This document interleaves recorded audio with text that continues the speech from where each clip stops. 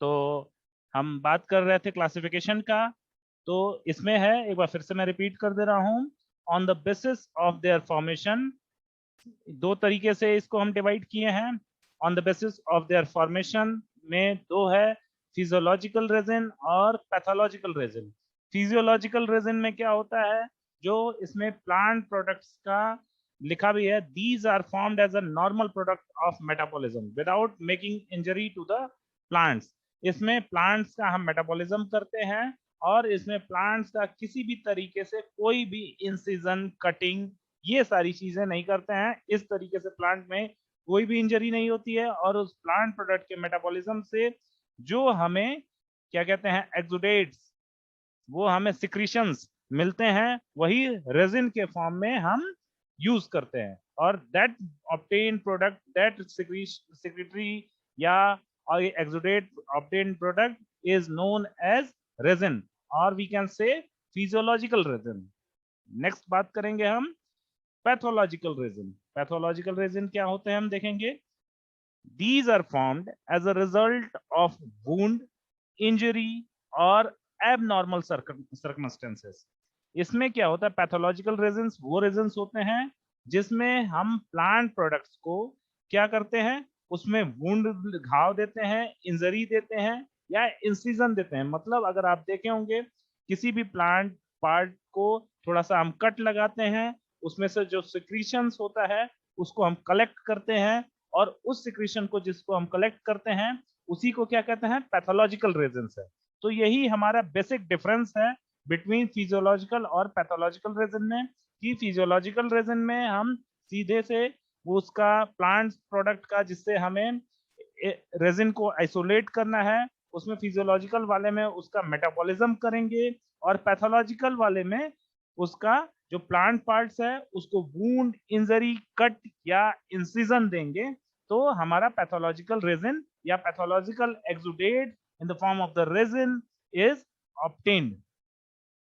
इसका एग्जांपल है आपका बेंजोइन, कोलोफोनी, बाल्सम, एलोरेजिन।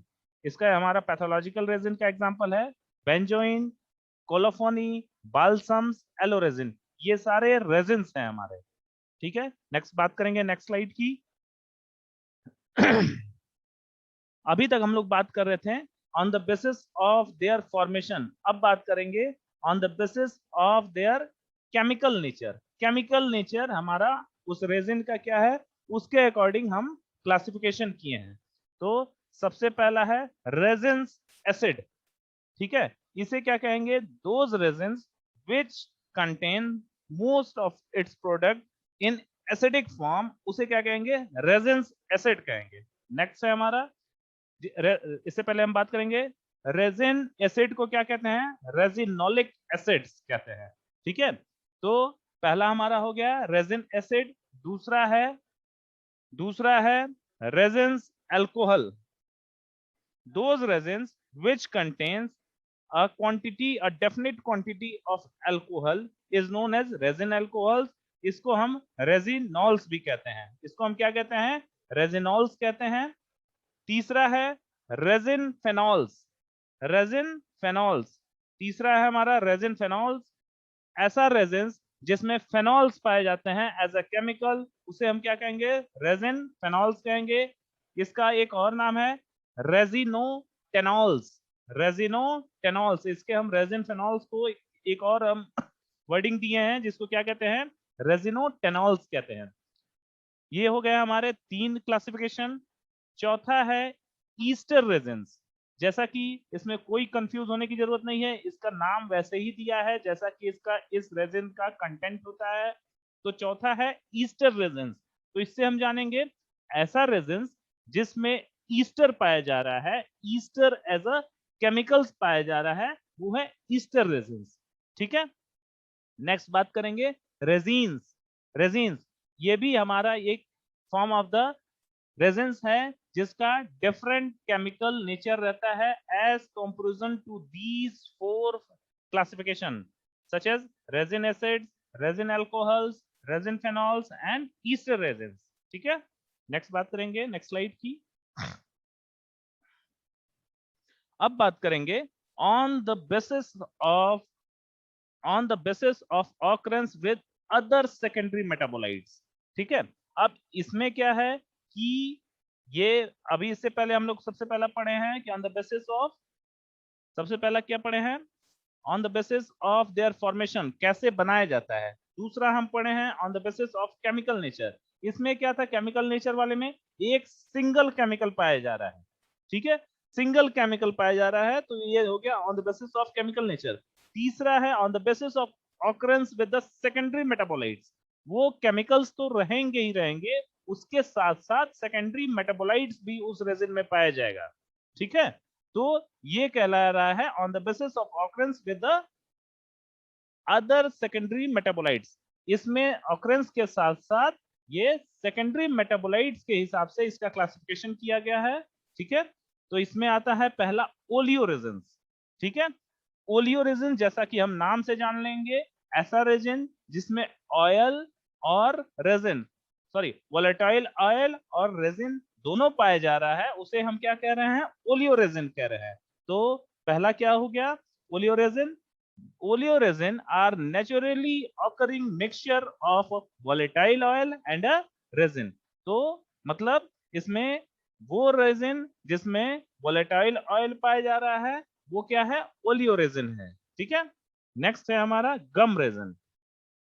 गम रेजिन, तो ऐसा रेजिन जिसमें गम एक्सुडेट फॉर्म में या सिक्रेटरी फॉर्म में पाया जा रहा है, वो क्या है, गम रेजिन। नाम से ही हम जान ले रहे हैं, ओलियो रेजिन जिसमें वोलेटाइल ऑयल है, गम रेजिन जिसमें हमारा गम है। नेक्स्ट सी पॉइंट अगर हम देखेंगे, जो तीसरा क्लासिफिकेशन है, ओलियो गम रेजिन, मतलब ऐसा रेजिन जिसमें ओलियो और गम दोनों पाए जाए। Oleo in the sense volatile oils और gum in the sense mucilaginous compound. ठीक है, तो इसमें इसका डेफिनेशन देखेंगे, oleo gum resin are a naturally occurring mixture, ये मिक्सचर है या मिक्स ही पढ़ सकते हैं, mixture of volatile oils gums. ठीक है, तो वोलेटाइल ऑयल और गम्स, ऐसा रेजिन जो दोनों का मिक्सचर हो, volatile oil as well as gums का मिक्सचर हो, उसे हम क्या कहेंगे, ओलियोगम रेजिन कहेंगे। ठीक है, तो नेक्स्ट बात करेंगे ग्लाइकोरेजिन। ग्लाइकोरेजिन इसमें बात करेंगे तो लिखा भी है, resins in combination with sugar compounds via ग्लाइकोसाइडल linkage.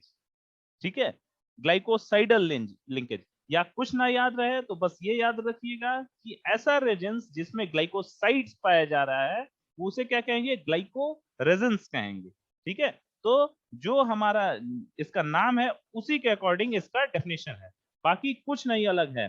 तो ग्लाइकोरेजिन क्या हो गया, resin in combination with sugar compounds via ग्लाइकोसाइडल linkage, मतलब ऐसा रेजिन जो शुगर कंपाउंड में है और उसमें ग्लाइकोसाइडल लिंकेज के थ्रू वो हमारा अटैच्ड है।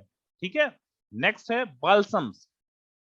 ठीक है, तो बाल्सम्स में अगर देखेंगे तो resins in combination with benzoic acid और सिनेमिक एसिड आइदर फ्री और कंबाइंड। ठीक है, तो ऐसा रेजिन जिसमें बेंजोइक एसिड या सिनेमिक एसिड पाया जाएगा, और वो बेंजोइक एसिड या सिनेमिक एसिड उस रेजिन से फ्री फॉर्म में है या कंबाइंड फॉर्म में है।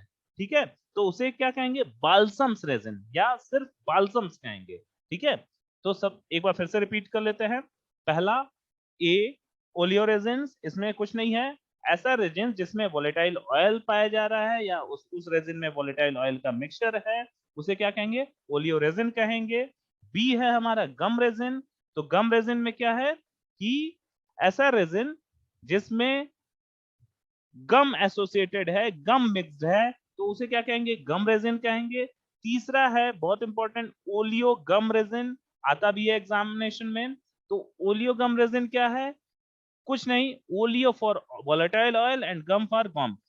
तो a naturally mixing of the resin with the volatile oil and gums is known as oleogum resin। मतलब ऐसा रेजिन जिसमें volatile oil और गम दोनों पाया जा रहा है उसे हम क्या कहेंगे, ओलियोगम रेजिन कहेंगे। चौथा बात करें डी पॉइंट को, तो लिखा है ग्लाइकोरेजिन। ग्लाइकोरेजिन में कुछ मत याद करिएगा, ऐसा रेजिन जिसमें ग्लाइकोसाइडल लिंकेज हो। ठीक है, ऐसा रेजिन जिसमें ग्लाइकोसाइड्स पाया जा रहा है उसे क्या कहेंगे, ग्लाइको रेजिन कहेंगे। नेक्स्ट बात करेंगे पांचवा, बाल्सम्स, ठीक है, या बाल्सम रेजिन। तो ऐसा रेजिन जिसमें बेंजोइक एसिड या सिनेमिक एसिड पाया जा रहा है, that is either in free form or combined form with that resin, is known as balsam resin or balsams, ठीक है।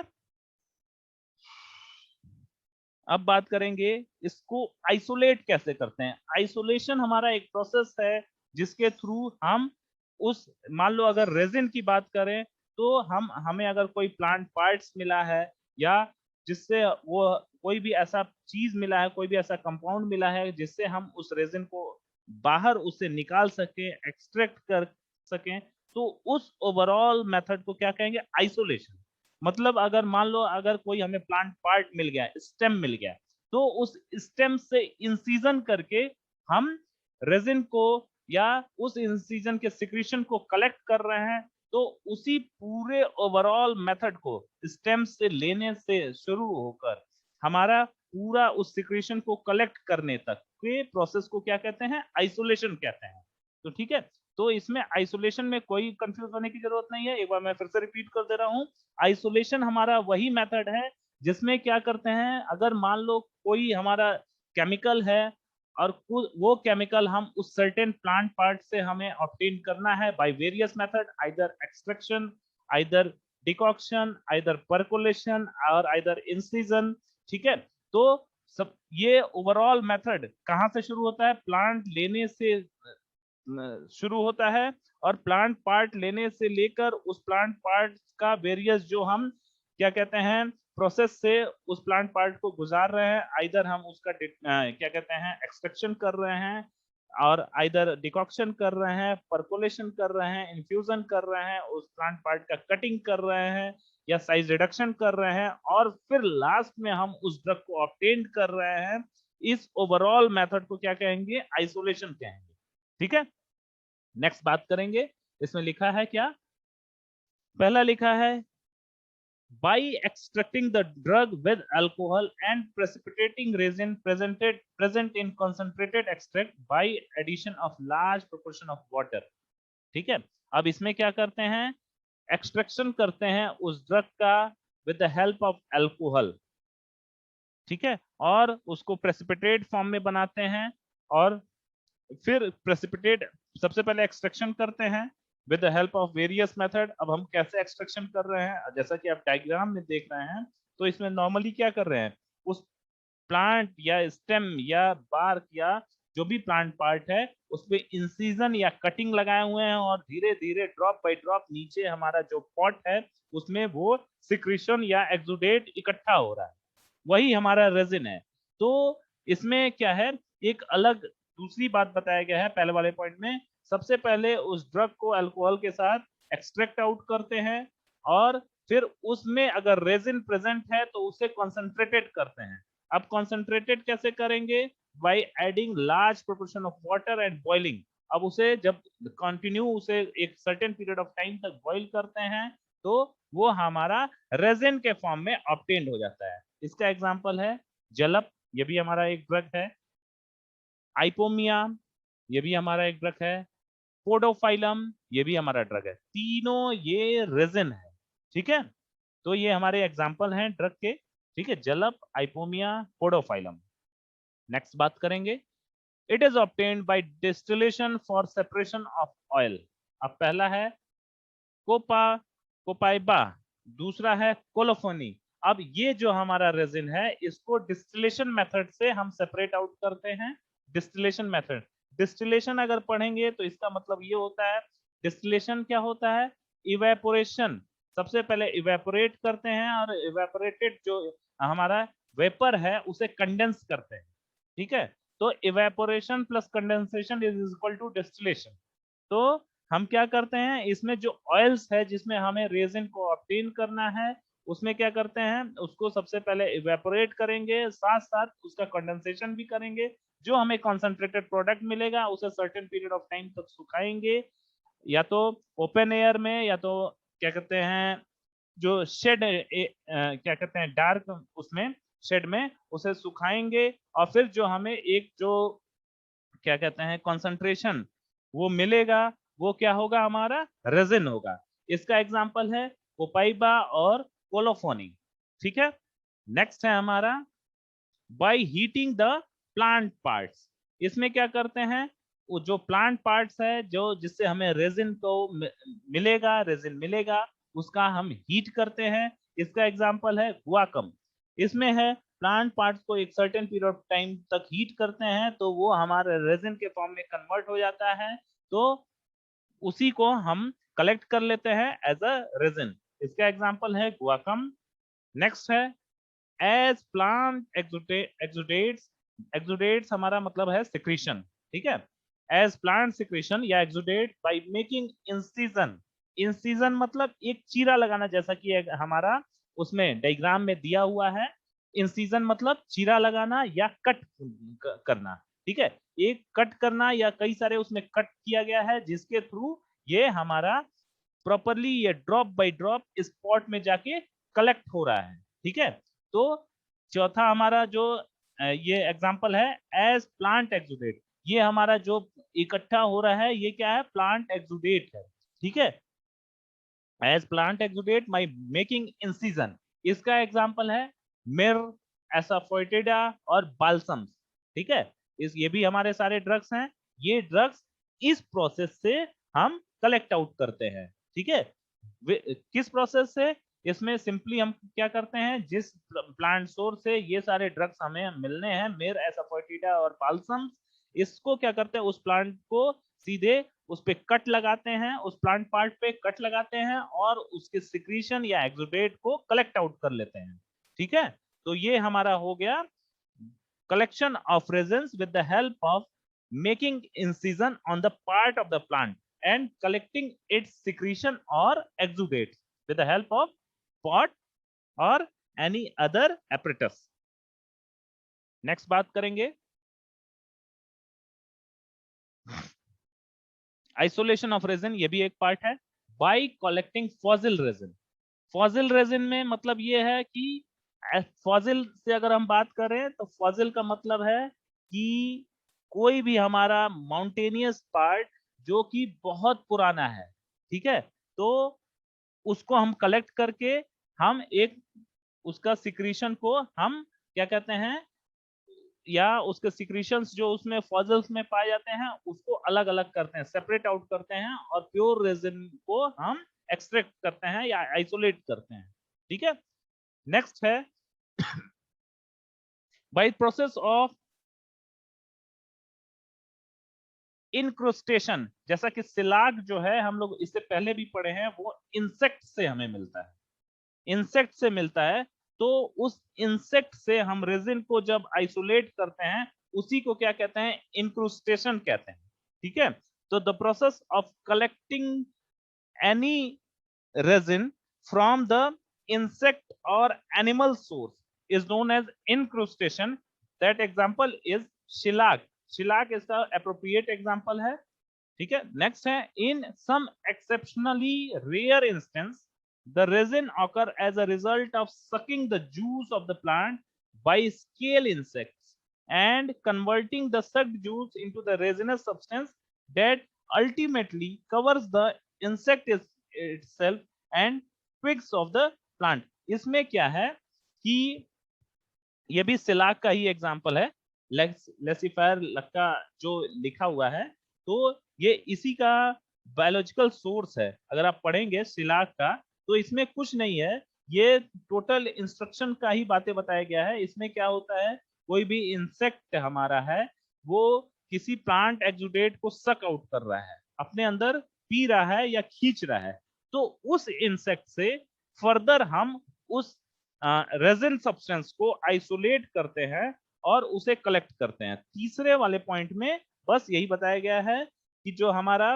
रेजिन सब्सटेंसेस है तो वो रेजिन किसी प्लांट से इंसेक्ट ने सक किया हुआ है और उस इंसेक्ट से हम उस रेजिन को आइसोलेट कर रहे हैं, फाइंड आउट कर रहे हैं by the various methods is known as incrustation. और वही पूरा एग्जांपल है आपका जो तीसरे वाले पॉइंट में लिखा है।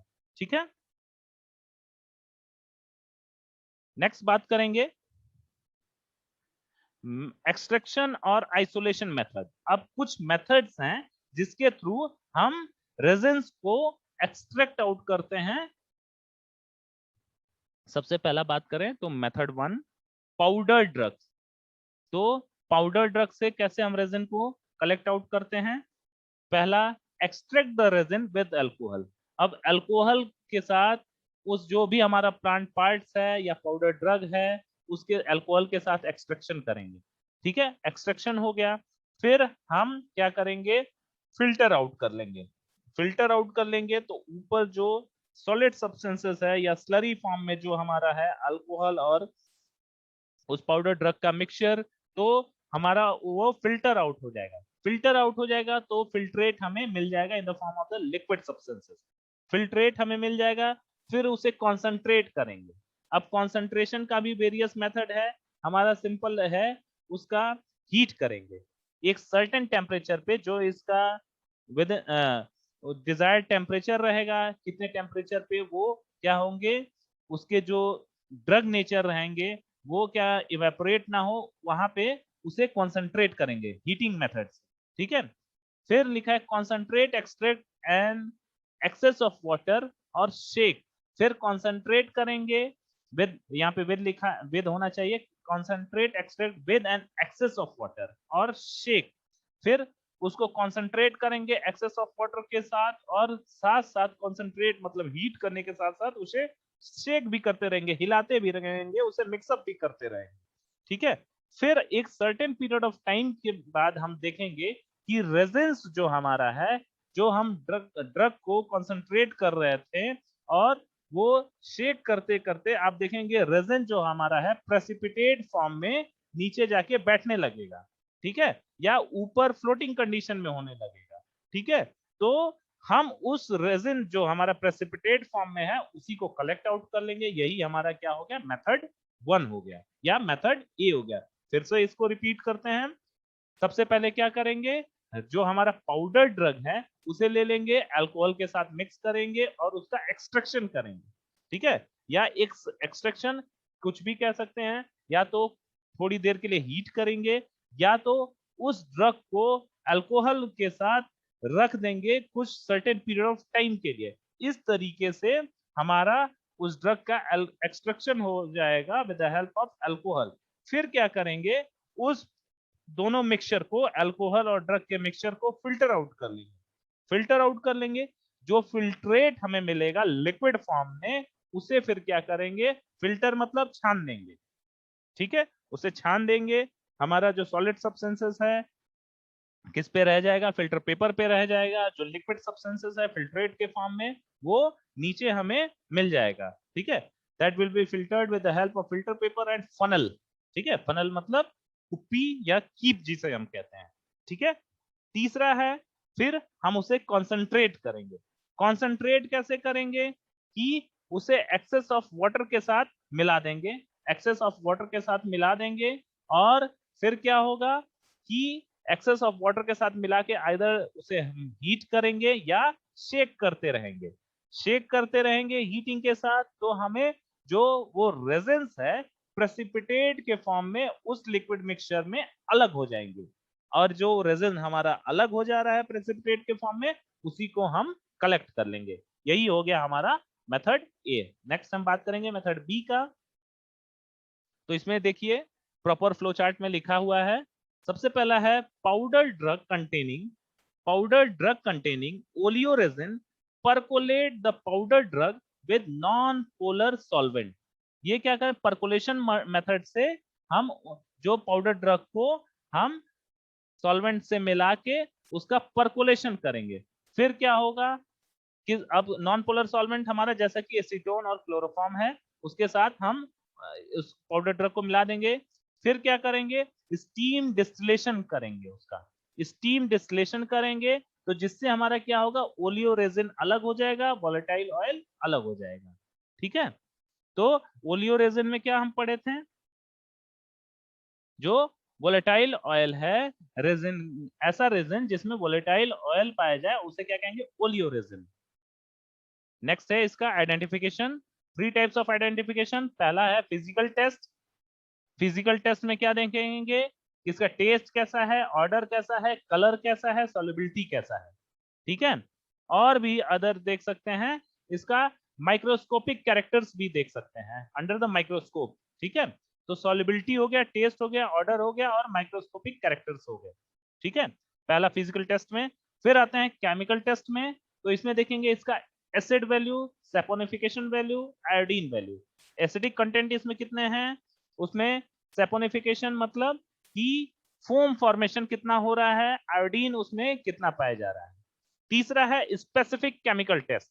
अब स्पेसिफिक केमिकल टेस्ट में ये है कि अगर हमारा रेजिन है उसमें कई सारे केमिकल्स पाए जा सकते हैं, तो उस वो केमिकल पाया जा रहा है कि नहीं पाया जा रहा है, तो उस सर्टेन केमिकल के लिए अलग अलग उसका, मान लो अगर 5 केमिकल्स उस रेजिन में पाया जा रहा है तो पांचों केमिकल्स का अलग अलग केमिकल टेस्ट होगा। अगर तीसरा वाला केमिकल हमें आइडेंटिफाई करना है तो उसका एक सर्टेन केमिकल टेस्ट होगा, वो केमिकल टेस्ट परफॉर्म करेंगे, और अगर वो हमारा केमिकल टेस्ट पॉजिटिव दिखा रहा है तो मतलब वो केमिकल पाया जा रहा है, नेगेटिव दिखा रहा है तो मतलब वो केमिकल नहीं पाया जा रहा है, ठीक है। देखिए आइडेंटिफिकेशन टेस्ट है, पहला एचसीएल टेस्ट, इसमें एचसीएल हम उसके साथ रिएजेंट के साथ मिला दे रहे हैं उस रेजिन के साथ, और इसमें पिंक कलर अगर हमें मिल जा रहा है तो जान रहे हैं उसमें रेजिन प्रेजेंट है। तीसरा है फेरिक क्लोराइड टेस्ट, इसमें फेरिक क्लोराइड उसमें मिला रहे हैं उस रेजिन में, अगर ग्रीन कलर उसमें प्रोड्यूस हो रहा है तो मतलब वो रेजिन है। तीसरा है कंबाइंड अम्बेलिफेरॉन टेस्ट, ठीक है। कंबाइंड एम्बेलिफेरॉन टेस्ट में क्या है, HCl प्लस कंसंट्रेटेड NH4OH, ठीक है, nitric acid, sulphuric acid, washed with water, ये सारा चीज हम उस रेजिन के साथ मिला दे रहे हैं, ठीक है। और HCl प्लस कंसंट्रेटेड NH4OH के साथ वो क्या ब्लू इनफ्लोरेसेंस दे रहा है, ब्लू फ्लोरेसेंस दे रहा है, तब हमारा वो एम्बेलिफेरॉन है। और ये क्या कहते हैं, नाइट्रिक एसिड के साथ green green colour, sulphuric acid के साथ red colour, washed with water, water के साथ अगर आप वॉश कर रहे हैं तो वॉयलेट कलर। अगर ये सारा चीज ये कलर आ रहा है तो समझ लीजिए एसाफोइटिडा है, जिसे हम हींग कहते हैं, नहीं तो वो नहीं है, ठीक है। तो नेक्स्ट है कॉपर एसीटेट टेस्ट।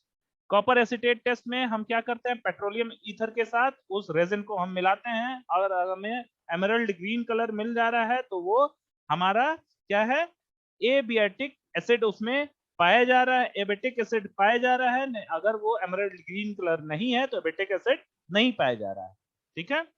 नेक्स्ट है टेस्ट फॉर एसपीडीएम। एसपीडीएम मतलब ओलियो रेजिन, ठीक है। इसमें क्या करते हैं, dilute alcohol solution with ferric chloride solution, और क्या कहते हैं वो जो हमारा ओलियो रेजिन है उसके साथ इसको मिक्स कर देंगे, dilute alcohol solution plus ferric chloride, green colour अगर हमें मिल रहा है तो ये हमारा ये सारे केमिकल्स हैं, ठीक है। ये सारे केमिकल्स मतलब फिल्मेरोन, फ्लेवर स्पिडिनॉल, फ्लेवास्पिडिक एसिड, ठीक है, अगर ग्रीन कलर मिल रहे हैं तो ये सारे केमिकल्स हैं। टेस्ट फॉर मिर, मिर ये भी हमारा रेजिन रेजिन है, ओलियोगम रेजिन। इसमें हम क्या कर रहे हैं, ओलियोगम रेजिन लेकर ether plus HNO3 plus Br2 vapour, ठीक है, ये तीनों चीज हम इसमें मिला दे रहे हैं, और अगर पर्पलिश वायलेट कलर और वायलेट कलर मिल रहा है तो उसमें कोमिफोरिक एसिड मौजूद है, ठीक है। नेक्स्ट है test for balsam. Test for balsam में क्या है, सुमित्रा बाल्सन, ये क्या, सुमित्रा बाल्सन एक बेंजोइन है, सुमित्रा बेंजोइन, जिसमें KMnO4 उसमें मिलाते हैं तो फेंट ऑर्डर ऑफ बेंजिल्डिहाइड मिलता है, जो कहता है सिनेमिक एसिड उसमें मौजूद है। Petroleum ether solution plus H2SO4, तो इसमें क्या होता है, रेडिश ब्राउन कलर होगा, जो इससे हम जानेंगे सिनेमिक एसिड वो है। नेक्स्ट बात करेंगे केमिकल टेस्ट का, तो यही है, सेम वही है, ये टेस्ट फॉर बेंजोइन का ही बात कर रहा है, तो ये सियाम बेंजोइन का है, alcoholic extract plus alcoholic FeCl3 और petroleum ether solution plus H2SO4, उसमें किसमें, सियाम बेंजोइन में मिला रहे हैं, तो ग्रीन कलर या पर्पल रेड कलर इसके लिए ग्रीन कलर, इसके लिए पर्पल रेड कलर अगर मिल रहा है तो क्या कंफर्म हो जा रहा है कि कॉनिफोरिल बेंजोएट टेनिन्स उसमें मौजूद है। नेक्स्ट है test for balsam of tolu, तो इसमें क्या करते हैं, वो बाल्सम ऑफ टोलू में FeCl3 मिला देते हैं, तो हमें क्या मिलता है, ग्रीन कलर मिलता है, बाल्सम ऑफ टोलू में KMnO4 मिला देते हैं तो ऑर्डर ऑफ बेंजल्डिहाइड मिलता है। तो ये सारी चीजें अगर हमें मिल रहा है तो उसमें सिनामिक एसिड और बेंजोइक एसिड उसमें मौजूद है। ठीक है, अब इसका बात करेंगे एप्लीकेशन का। तो एप्लीकेशन में है resins are local irritant and hence act as local cathartic. Local cathartic के फॉर्म में इस रेजेंस को हम यूज करते हैं, जैसे जलप और Ipomoea. As a anti cancer drug इसको यूज करते हैं। पोडोफाइलम जो भी पोडोफाइलम भी हमारा रेजिन है।